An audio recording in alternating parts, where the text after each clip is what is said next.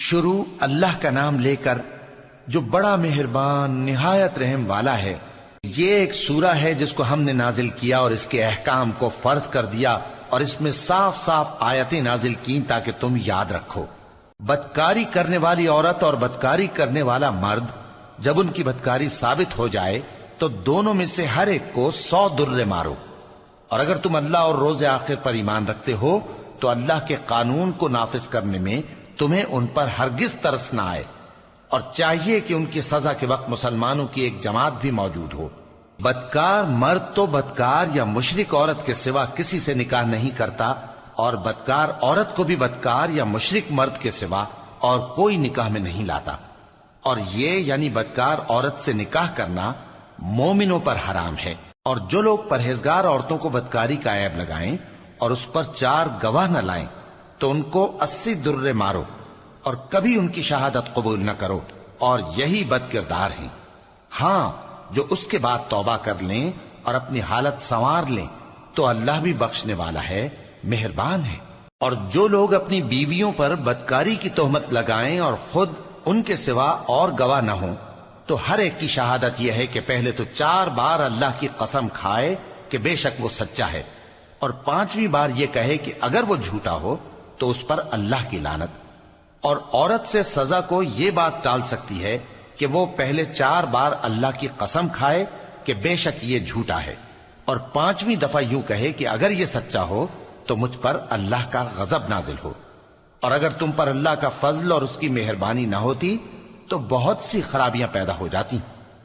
اور یہ کہ اللہ توبہ قبول کرنے والا ہے، حکیم ہے۔ جن لوگوں نے یہ بہتان باندھا ہے وہ تمہیں میں سے ایک جماعت ہے، اس کو اپنے حق میں برا نہ سمجھنا، بلکہ وہ تمہارے لیے اچھا ہے۔ ان میں سے جس شخص نے گناہ کا جتنا حصہ لیا اس کے لیے اتنا وبال ہے، اور جس نے ان میں سے اس بہتان کا بڑا بوجھ اٹھایا ہے اس کو بڑا عذاب ہوگا۔ جب تم نے وہ بات سنی تھی تو مومن مردوں اور عورتوں نے کیوں اپنے دلوں میں نیک گمان نہ کیا، اور کیوں نہ کہہ دیا کہ یہ کھلم کھلا بہتان ہے؟ یہ بہتان لگانے والے اپنی بات کی تصدیق کے لیے 4 گواہ کیوں نہ لائے؟ تو جب یہ گواہ نہیں لا سکے تو اللہ کے نزدیک یہی جھوٹے ہیں۔ اور اگر دنیا اور آخرت میں تم پر اللہ کا فضل اور اس کی رحمت نہ ہوتی تو جس شغل میں تم منہمک تھے اس کی وجہ سے تم پر بڑا سخت عذاب نازل ہوتا، جب تم اپنی زبانوں سے اس کا ایک دوسرے سے ذکر کرتے تھے اور اپنے منہ سے ایسی بات کہتے تھے جس کا تم کو کچھ بھی علم نہ تھا، اور تم اسے ایک ہلکی بات سمجھتے تھے، حالانکہ اللہ کے نزدیک وہ بڑی بھاری بات تھی۔ اور جب تم نے اسے سنا تھا تو کیوں نہ کہہ دیا کہ ہمیں شایع نہیں کہ ایسی بات زبان پر لائیں؟ پروردگار تو پاک ہے، یہ تو بہت بڑا بہتان ہے۔ اللہ تمہیں نصیحت کرتا ہے کہ اگر مومن ہو تو پھر کبھی ایسا کام نہ کرنا، اور اللہ تمہارے سمجھانے کے لیے اپنی آیتیں کھول کھول کر بیان فرماتا ہے، اور اللہ جاننے والا ہے، حکمت والا ہے۔ جو لوگ اس بات کو پسند کرتے ہیں کہ مومنوں میں بے حیائی یعنی تہمت بدکاری کی خبر پھیلے، ان کو دنیا اور آخرت میں دکھ دینے والا عذاب ہوگا، اور اللہ جانتا ہے اور تم نہیں جانتے۔ اور اگر تم پر اللہ کا فضل اور اس کی رحمت نہ ہوتی تو کیا کچھ نہ ہوتا، مگر وہ کریم ہے، اور یہ کہ اللہ نہایت مہربان ہے، رحیم ہے۔ مومنوں، شیطان کے قدموں پر نہ چلنا، اور جو شخص شیطان کے قدموں پر چلے گا تو شیطان تو بے حیائی کی باتیں اور برے کام ہی بتائے گا۔ اور اگر تم پر اللہ کا فضل اور اس کی مہربانی نہ ہوتی تو ایک شخص بھی تم میں پاک نہ ہو سکتا، مگر اللہ جس کو چاہتا ہے پاک کر دیتا ہے، اور اللہ سننے والا ہے، جاننے والا ہے۔ اور جو لوگ تم میں صاحب فضل اور صاحب مال ہیں وہ اس بات کی قسم نہ کھائیں کہ رشتہ داروں اور محتاجوں اور وطن چھوڑ جانے والوں کو کچھ نہیں دیں گے، اور ان کو چاہیے کہ معاف کر دیں اور درگزر کریں۔ کیا تم پسند نہیں کرتے کہ اللہ تم کو بخش دے؟ اور اللہ تو بخشنے والا ہے، مہربان ہے۔ جو لوگ پرہیزگار اور برے کاموں سے بے خبر اور ایماندار عورتوں پر بدکاری کی تہمت لگاتے ہیں ان پر دنیا اور آخرت دونوں میں لعنت ہے، اور ان کو سخت عذاب ہوگا، یعنی قیامت کے روز جس دن ان کی زبانیں اور ہاتھ اور پاؤں سب ان کے کاموں کی گواہی دیں گے۔ اس دن اللہ ان کو ان کے اعمال کا پورا پورا اور ٹھیک ٹھیک بدلہ دے گا، اور ان کو معلوم ہو جائے گا کہ اللہ برحق اور حق کو ظاہر کرنے والا ہے۔ ناپاک عورتیں ناپاک مردوں کے لیے ہیں اور ناپاک مرد ناپاک عورتوں کے لیے، اور پاک عورتیں پاک مردوں کے لیے ہیں اور پاک مرد پاک عورتوں کے لیے۔ یہ پاک لوگ ان جھوٹوں کی باتوں سے بری ہیں اور ان کے لیے بخشش اور نیک روزی ہے۔ مومنوں، اپنے گھروں کے سوا دوسرے لوگوں کے گھروں میں گھر والوں سے اجازت لیے اور ان کو سلام کیے بغیر داخل نہ ہوا کرو، یہ تمہارے حق میں بہتر ہے، اور ہم یہ نصیحت اس لیے کرتے ہیں کہ شاید تم یاد رکھو۔ پھر اگر تم گھر میں کسی کو موجود نہ پاؤ تو جب تک تم کو اجازت نہ دی جائے اس میں مت داخل ہو، اور اگر یہ کہا جائے کہ اس وقت لوٹ جاؤ تو لوٹ جایا کرو، یہ تمہارے لیے بڑی پاکیزگی کی بات ہے، اور جو کام تم کرتے ہو اللہ سب جانتا ہے۔ ہاں، اگر تم کسی ایسے مکان میں جاؤ جس میں کوئی نہ بستا ہو اور اس میں تمہارا اسباب رکھا ہو تو تم پر کچھ گناہ نہیں، اور جو کچھ تم ظاہر کرتے ہو اور جو پوشیدہ کرتے ہو اللہ کو سب معلوم ہے۔ مومن مردوں سے کہہ دو کہ اپنی نظریں نیچی رکھا کریں اور اپنی شرمگاہوں کی حفاظت کیا کریں، یہ ان کے لیے بڑی پاکیزگی کی بات ہے، اور جو کام یہ کرتے ہیں اللہ ان سے خبردار ہے۔ اور مومن عورتوں سے کہہ دو کہ وہ بھی اپنی نگاہیں نیچی رکھا کریں اور اپنی شرمگاہوں کی حفاظت کیا کریں، اور اپنی آرائش یعنی زیور کے مقامات کو ظاہر نہ ہونے دیا کریں مگر جو اس میں سے کھلا رہتا ہو،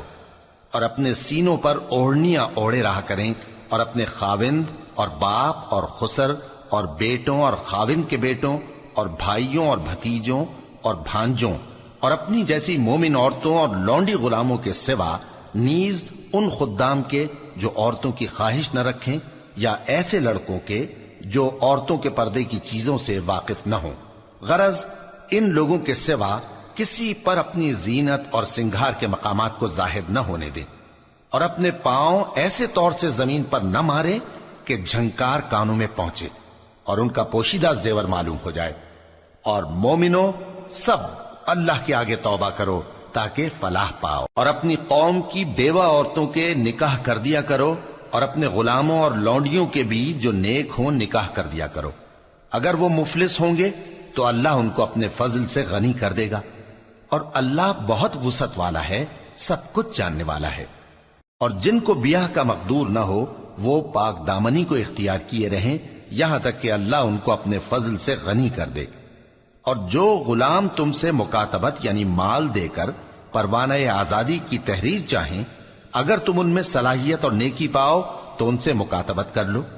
اور اللہ نے جو مال تم کو بخشا ہے اس میں سے ان کو بھی دو۔ اور اپنی باندیوں کو اگر وہ پاک دامن رہنا چاہیں تو دنیاوی زندگی کے فوائد حاصل کرنے کے لیے بدکاری پر مجبور نہ کرنا، اور جو ان کو مجبور کرے گا تو ان بیچاریوں کے مجبور کیے جانے کے بعد اللہ بخشنے والا ہے، مہربان ہے۔ اور ہم نے تمہاری طرف روشن آیتیں نازل کی ہیں، اور جو لوگ تم سے پہلے گزر چکے ہیں ان کی خبریں اور پرہیزگاروں کے لیے نصیحت۔ اللہ آسمانوں اور زمین کا نور ہے، اس کے نور کی مثال ایسی ہے کہ گویا ایک طاق ہے جس میں ایک چراغ ہے، اور چراغ ایک قندیل میں ہے، اور قندیل ایسی صاف شفاف ہے کہ گویا موتی کا سا چمکتا ہوا تارا ہے۔ اس میں ایک مبارک درخت کا تیل جلایا جاتا ہے یعنی زیتون کا، کہ نہ مشرق کی طرف ہے نہ مغرب کی طرف۔ ایسا معلوم ہوتا ہے کہ اس کا تیل خواہ آگ اسے نہ بھی چھوئے جلنے کو تیار ہے، بڑی روشنی پر روشنی ہو رہی ہے۔ اللہ اپنے نور سے جس کو چاہتا ہے سیدھی راہ دکھاتا ہے، اور اللہ جو مثالیں بیان فرماتا ہے تو لوگوں کے سمجھانے کے لیے، اور اللہ ہر چیز سے واقف ہے۔ وہ قندیل ان گھروں میں ہے جن کے بارے میں اللہ نے ارشاد فرمایا ہے کہ بلند کیے جائیں اور وہاں اللہ کے نام کا ذکر کیا جائے، اور ان میں صبح و شام اس کی تسبیح کرتے ہیں۔ ایسے لوگ جن کو اللہ کے ذکر اور نماز پڑھنے اور زکوٰۃ دینے سے نہ سوداگری غافل کرتی ہے نہ خرید و فروخت، وہ اس دن سے جب دل خوف اور گھبراہٹ کے سبب الٹ جائیں گے اور آنکھیں اوپر چڑھ جائیں گی ڈرتے ہیں، تاکہ اللہ ان کو ان کے اعمال کا بہت اچھا بدلہ دے اور اپنے فضل سے زیادہ بھی عطا فرمائے۔ اور اللہ جس کو چاہتا ہے بے حساب رزق دیتا ہے۔ اور جن لوگوں نے کفر کیا ان کے اعمال کی مثال ایسی ہے جیسے میدان میں ریت کہ پیاسا اسے پانی سمجھے، یہاں تک کہ جب اس کے پاس آئے تو اسے کچھ بھی نہ پائے اور اللہ ہی کو اپنے پاس دیکھے تو وہ اسے اس کا حساب پورا پورا چکا دے، اور اللہ جلد حساب کرنے والا ہے۔ یا ان کے اعمال کی مثال ایسی ہے جیسے گہرے سمندر میں اندھیرے جس پر لہر چڑھی چلی آتی ہو اور اس کے اوپر اور لہر آ رہی ہو اور اس کے اوپر بادل ہو، غرض اندھیرے ہی اندھیرے ہوں، ایک پر ایک چھایا ہوا، جب اپنا ہاتھ نکالے تو کچھ نہ دیکھ سکے۔ اور جس کو اللہ روشنی نہ دے اس کو کہیں بھی روشنی نہیں مل سکتی۔ کیا تم نے نہیں دیکھا کہ جو لوگ آسمانوں اور زمین میں ہیں اللہ کی تسبیح کرتے رہتے ہیں، اور پر پھیلائے ہوئے پرندے بھی، اور سب اپنی نماز اور تسبیح کے طریقے سے واقف ہیں، اور جو کچھ وہ کرتے ہیں سب اللہ کو معلوم ہے، اور آسمان اور زمین کی بادشاہی اللہ ہی کے لیے ہے اور اللہ ہی کی طرف لوٹ کر جانا ہے۔ کیا تم نے نہیں دیکھا کہ اللہ ہی بادلوں کو چلاتا ہے، پھر ان کو آپس میں ملا دیتا ہے، پھر ان کو تہ بتہ کر دیتا ہے، پھر تم دیکھتے ہو کہ بادل سے مے نکل کر برس رہا ہے، اور آسمان میں جو اولوں کے پہاڑ ہیں ان سے اولے نازل کرتا ہے، تو جس پر چاہتا ہے اس کو برسا دیتا ہے اور جس سے چاہتا ہے ہٹا رکھتا ہے۔ اور بادل میں جو بجلی ہوتی ہے اس کی چمک آنکھوں کو خیرہ کر کے بینائی کو اچ کے لیے جاتی ہے۔ اللہ ہی رات اور دن کو بدلتا رہتا ہے، اہل بصارت کے لیے اس میں بڑی عبرت ہے۔ اور اللہ ہی نے ہر چلنے پھرنے والے جاندار کو پانی سے پیدا کیا، تو ان میں سے بعض ایسے ہیں کہ پیٹ کے بل چلتے ہیں، اور بعض ایسے ہیں جو 2 پاؤں پر چلتے ہیں، اور بعض ایسے ہیں جو 4 پاؤں پر چلتے ہیں۔ اللہ جو چاہتا ہے پیدا کرتا ہے، بے شک اللہ ہر چیز پر قادر ہے۔ ہم ہی نے روشن آیتیں نازل کی ہیں، اور اللہ جس کو چاہتا ہے سیدھے راستے کی طرف ہدایت کرتا ہے۔ اور بعض لوگ کہتے ہیں کہ ہم اللہ پر اور رسول پر ایمان لائے اور ان کا حکم مان لیا، پھر اس کے بعد ان میں سے ایک فریق پھر جاتا ہے، اور یہ لوگ صاحب ایمان ہی نہیں ہیں۔ اور جب ان کو اللہ اور اس کے رسول کی طرف بلایا جاتا ہے تاکہ پیغمبر ان کا قضیہ چکا دیں، تو ان میں سے ایک فریق منہ پھیر لیتا ہے، اور اگر ان کو حق ملتا ہو تو اس کی طرف قبول کر کے چلے آتے ہیں۔ کیا ان کے دلوں میں بیماری ہے یا یہ شک میں ہیں، یا ان کو یہ خوف ہے کہ اللہ اور اس کا رسول ان پر ظلم کریں گے؟ نہیں، بلکہ یہ خود ہی ظالم ہے۔ مومنوں کی تو یہ بات ہے کہ جب اللہ اور اس کے رسول کی طرف بلائے جائیں تاکہ وہ ان میں فیصلہ کریں تو کہیں کہ ہم نے حکم سن لیا اور مان لیا، اور یہی لوگ فلاح پانے والے ہیں۔ اور جو شخص اللہ اور اس کے رسول کی فرما برداری کرے گا اور اس سے ڈرے گا اور اس کا تقوی اختیار کرے گا تو ایسے ہی لوگ مراد کو پہنچنے والے ہیں۔ اور یہ اللہ کی سخت سخت قسمیں کھاتے ہیں کہ اگر تم ان کو حکم دو تو سب گھروں سے نکل کھڑے ہوں۔ کہہ دو کہ قسمیں مت کھاؤ، پسندیدہ فرما برداری درکار ہے، بے شک اللہ تمہارے سب اعمال سے خبردار ہے۔ کہہ دو کہ اللہ کی فرما برداری کرو اور رسول کے حکم پر چلو، اگر منہ موڑو گے تو رسول پر اس چیز کا ادا کرنا ہے جو ان کے ذمے ہے، اور تم پر اس چیز کا ادا کرنا ہے جو تمہارے ذمے ہے، اور اگر تم ان کے فرمان پر چلو گے تو سیدھا رستہ پالو گے، اور رسول کے ذمے تو صاف صاف پہنچا دینا ہے۔ جو لوگ تم میں سے ایمان لائے اور نیک کام کرتے رہے ان سے اللہ کا وعدہ ہے کہ ان کو ملک کا حاکم بنا دے گا، جیسا ان سے پہلے لوگوں کو حاکم بنایا تھا، اور ان کے دین کو جسے اس نے ان کے لیے پسند کیا ہے مستحکم و پائیدار کرے گا، اور خوف کے بعد ان کو امن بخشے گا۔ وہ میری عبادت کریں گے اور میرے ساتھ کسی چیز کو شریک نہ بنائیں گے، اور جو اس کے بعد کفر کرے تو ایسے ہی لوگ بد کردار ہیں۔ اور نماز پڑھتے رہو اور زکوٰۃ دیتے رہو اور پیغمبر کے فرمان پر چلتے رہو تاکہ تم پر رحمت کی جائے، اور ایسا خیال نہ کرنا کہ کافر لوگ ہم کو زمین میں مغلوب کر دیں گے، ان کا ٹھکانہ دوزخ ہے اور وہ بہت برا ٹھکانہ ہے۔ مومنوں، تمہارے باندی غلام اور جو بچے تم میں سے بلوغ کو نہیں پہنچے 3 دفعہ یعنی 3 اوقات میں تم سے اجازت لیا کریں، ایک تو نماز فجر سے پہلے، اور دوسرے گرمی کی دوپہر کو جب تم کپڑے اتار دیتے ہو، اور تیسرے عشاء کی نماز کے بعد۔ یہ 3 وقت تمہارے پردے کے ہیں، ان کے آگے پیچھے یعنی دوسرے وقتوں میں نہ تم پر کچھ گناہ ہے اور نہ ان پر، کہ کام کاج کے لیے ایک دوسرے کے پاس آتے رہتے ہو۔ اس طرح اللہ اپنی آیتیں کھول کھول کر بیان فرماتا ہے، اور اللہ بڑا علم والا ہے، بڑا حکمت والا ہے۔ اور جب تمہارے لڑکے بالغ ہو جائیں تو ان کو بھی اسی طرح اجازت لینی چاہیے جس طرح ان سے اگلے یعنی بڑے آدمی اجازت حاصل کرتے رہے ہیں۔ اس طرح اللہ تم سے اپنی آیتیں کھول کھول کر بیان فرماتا ہے، اور اللہ جاننے والا ہے، حکمت والا ہے۔ اور بڑی عمر کی عورتیں جن کو نکاح کی توقع نہیں رہی اور وہ زائد کپڑے اتار کر سر ننگا کر لیا کریں تو ان پر کچھ گناہ نہیں، بشرطے کہ اپنی زینت کی چیزیں نہ ظاہر کریں، اور اگر اس سے بھی بچیں تو یہ ان کے حق میں بہتر ہے، اور اللہ سنتا ہے، جانتا ہے۔ نہ تو اندھے پر کچھ گناہ ہے اور نہ لنگڑے پر اور نہ بیمار پر اور نہ خود تم پر کہ اپنے گھروں سے کھانا کھاؤ، یا اپنے باپ دادا کے گھروں سے، یا اپنی ماؤں کے گھروں سے، یا بھائیوں کے گھروں سے، یا اپنی بہنوں کے گھروں سے، یا اپنے چچاؤں کے گھروں سے، یا اپنی پھوپھیوں کے گھروں سے، یا اپنے ماموؤں کے گھروں سے، یا اپنی خالاؤں کے گھروں سے، یا اس گھر سے جس کی کنجیاں تمہارے ہاتھ میں ہوں، یا اپنے دوستوں کے گھروں سے۔ اور اس کا بھی تم پر کچھ گناہ نہیں کہ سب مل کر کھانا کھاؤ یا جدا جدا۔ پھر جب گھروں میں جایا کرو تو اپنے گھر والوں کو سلام کیا کرو، یہ اللہ کی طرف سے مبارک اور پاکیزہ تحفہ ہے۔ اس طرح اللہ اپنی آیتیں کھول کھول کر بیان فرماتا ہے تاکہ تم سمجھو۔ مومن تو وہ ہیں جو اللہ پر اور اس کے رسول پر ایمان لائے، اور جب کبھی ایسے کام کے لیے جو جمع ہو کر کرنے کا ہو پیغمبر کے پاس جمع ہوں تو ان سے اجازت لیے بغیر چلے نہیں جاتے۔ اے پیغمبر،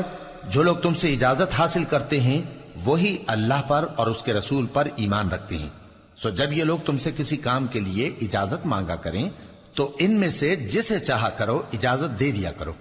اور ان کے لیے اللہ سے بخشش مانگا کرو، کچھ شک نہیں کہ اللہ بخشنے والا ہے، مہربان ہے۔ مومنو، پیغمبر کے پکارنے کو ایسا خیال نہ کرنا جیسا تم آپس میں ایک دوسرے کو پکارتے ہو، بے شک اللہ کو وہ لوگ معلوم ہیں جو تم میں سے آنکھ بچا کر کھسک جاتے ہیں۔ تو جو لوگ ان کے حکم کی مخالفت کرتے ہیں ان کو ڈرنا چاہیے کہ ایسا نہ ہو کہ ان پر کوئی آفت پڑ جائے یا تکلیف دینے والا عذاب نازل ہو۔ دیکھو، جو کچھ آسمانوں اور زمین میں ہے سب اللہ ہی کا ہے، جس طریق پر تم ہو وہ اسے جانتا ہے،